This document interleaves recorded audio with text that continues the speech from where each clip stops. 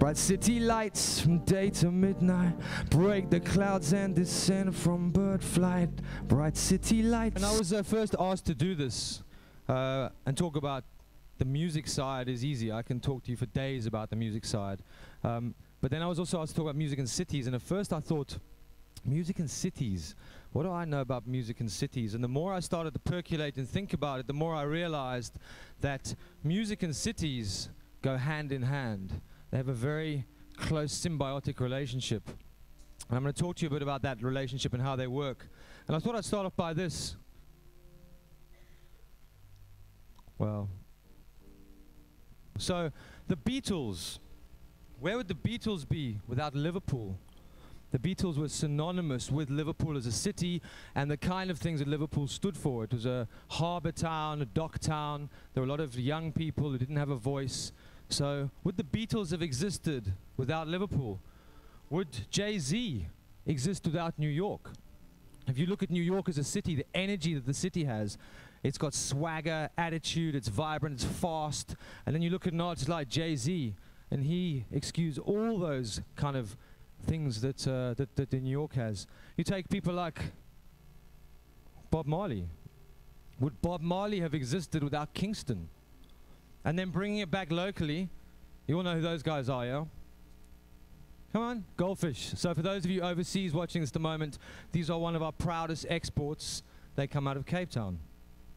So cities breed different kinds of artists as well. So if we look at hip-hop, and we look at America, look at New York is synonymous with hip-hop. Berlin is synonymous with electro. Johannesburg is synonymous with Kwaito. New Orleans is synonymous with jazz. So cities influence music, and music influence cities. And I see it as a cyclical relationship because they're continually feeding off each other. So artists draw on inspiration from their surroundings within the city. And then the city influences how they create. And it's not just about cities being positive places to live, because let's face it, cities are also pretty hectic places to live at some stages, and some cities are very tough to live in. But creativity doesn't just come from easy, beautiful things. Creativity also comes from pain, also comes from suffering, and from difficult places to live. And that's why I'm so excited about South African music and South African culture, because against the backdrop of a beautiful country, we have incredible challenges. And for me, that fuels us as individuals and makes us incredibly inspired. So I'm inspired by the music that comes out of our country and that's coming out of this continent. Cities, why do cities produce such interesting dynamic music? Well, really it's because they are cultural meccas, they are meeting places, they are clashes of worlds. So people come from different places, they speak different languages, they're different races, they live on top of each other in some cities, and putting those kind of people into the same melting pot means that we get this dynamic interaction. I always say that one of the reasons in this country we are so creative is because during apartheid we were all suppressed, so we were like a pot of boiling hot water. And the minute that lid was taken off, the water started to evaporate and steam and bubble over. And I see South Africa really embracing that in terms of innovation. And music is a big part of that. And cities are really important. You know, 10, 20 years ago we were talking about decentralization, everybody moving into the countryside with their high-speed broadband and working remotely. But, you know, facts show us that people are moving into the cities, urbanization. People love to be in cities.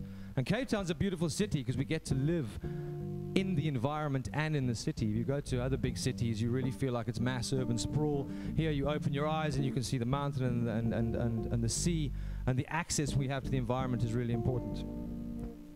So, ideation. Cities are really important for inspiration and ideation. And you just have to look around somewhere like Cape Town. Today I drove into the center of the city this morning, and I saw, there must have been 10, 15 people I saw walking around the city with big cameras hanging around their neck. The first thing I thought was, thank goodness they're not in Johannesburg, because they wouldn't be there for long. And then I thought, wow, how privileged are we to live in our country and be able to walk in our CBD? That's amazing. Because you can't do that in Durban and Johannesburg, which is very sad. And I think that this is a model city, not just for South Africa, but for Africa. One of the problems with music, however, I'm going to touch on this briefly because I'm obviously talking about the positive things, but one of the problems we do have with music is polarization and how music divides us as people. So I do believe it unifies, but it also divides us.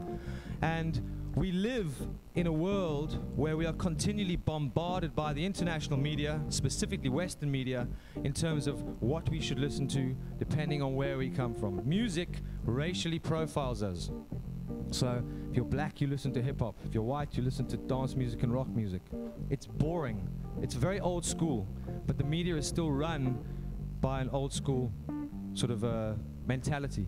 So music does push us apart at times, but what I want to talk about is how it can bring us together, because it is very unifying. I'm sure you all remember this. Let's see if it plays.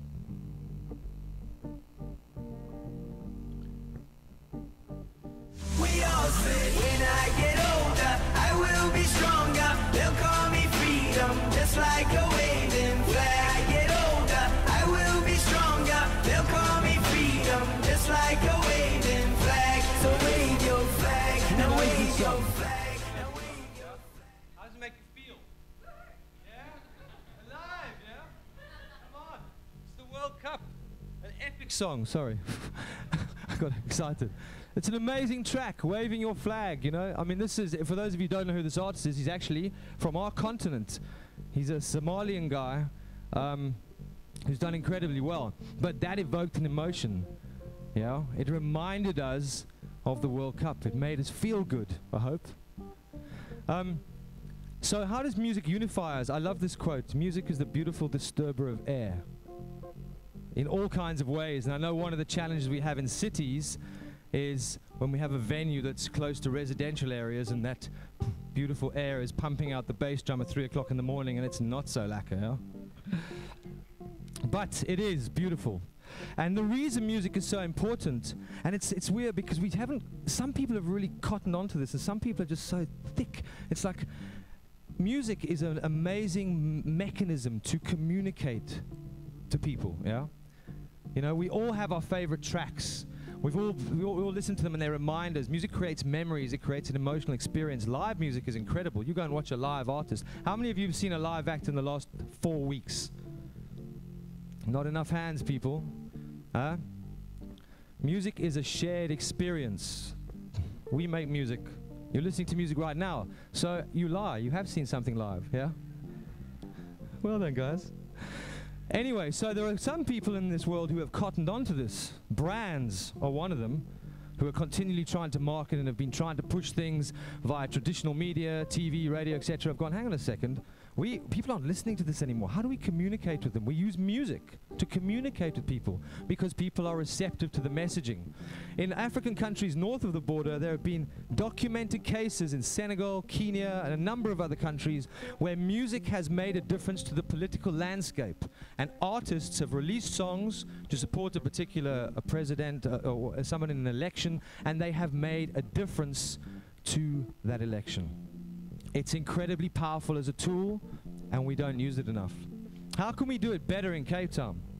How do we use the spaces that we have in the city to make it more vibrant? And I do think in Cape Town we do a lot. I lived overseas for quite a while, and when I came back I was incredibly inspired by the amount of events that go on here. I mean, all the way through winter there's so much going on, it's incredible. But one thing that struck me was, like, where are the buskers in Cape Town? There are no buskers on the streets of Cape Town. Why is it illegal? It's ridiculous. You know, we worked with a brand when I was in London, and we put buskers on the underground. The brand sponsored them, and there was a little area where you could stand, and you had to get you got a certificate, and you had a thing around your neck. It was all official and formally organized, but it created an incredible atmosphere. And I find that quite sad. So that's one thing I think we can do to help. The other thing we can do is all take some responsibility. How many of you have been to Long Street in the last 4 weeks? Come on, people. Long Street is one of the best streets in the entire universe for nightlife. Do you know that? On your doorstep.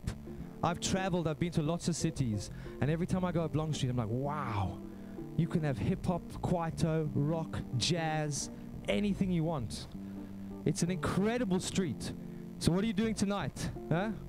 You got plans? Come, we'll go out. We'll go pub crawling on Long Street. Yeah? It's a great place.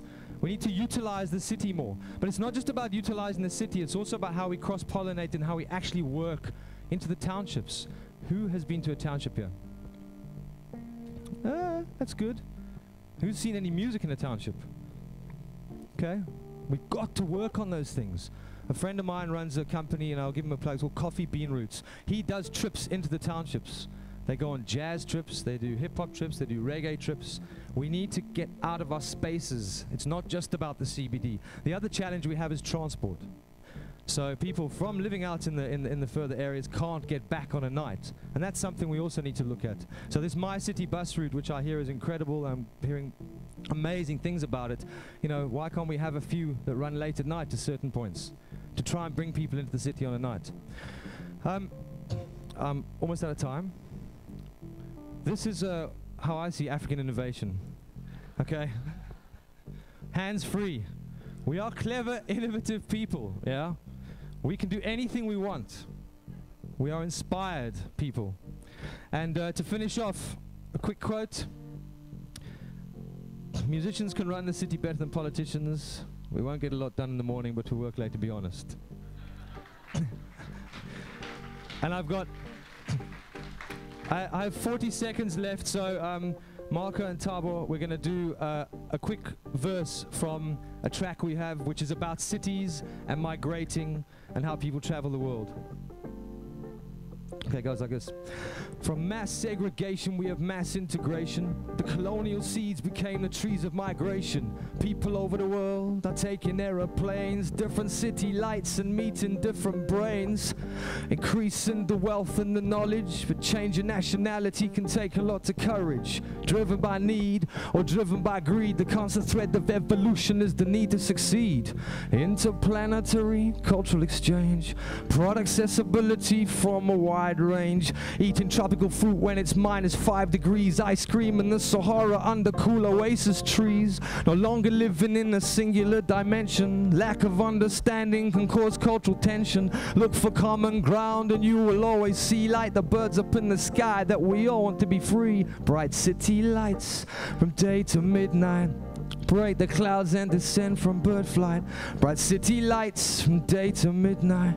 Break the clouds and descend from bird flight. Bright city lights from day to midnight. Open up's no time for gunfight. Bright city lights from day to midnight. Break the clouds and descend from bird flight. Thank you very much. Have a good night.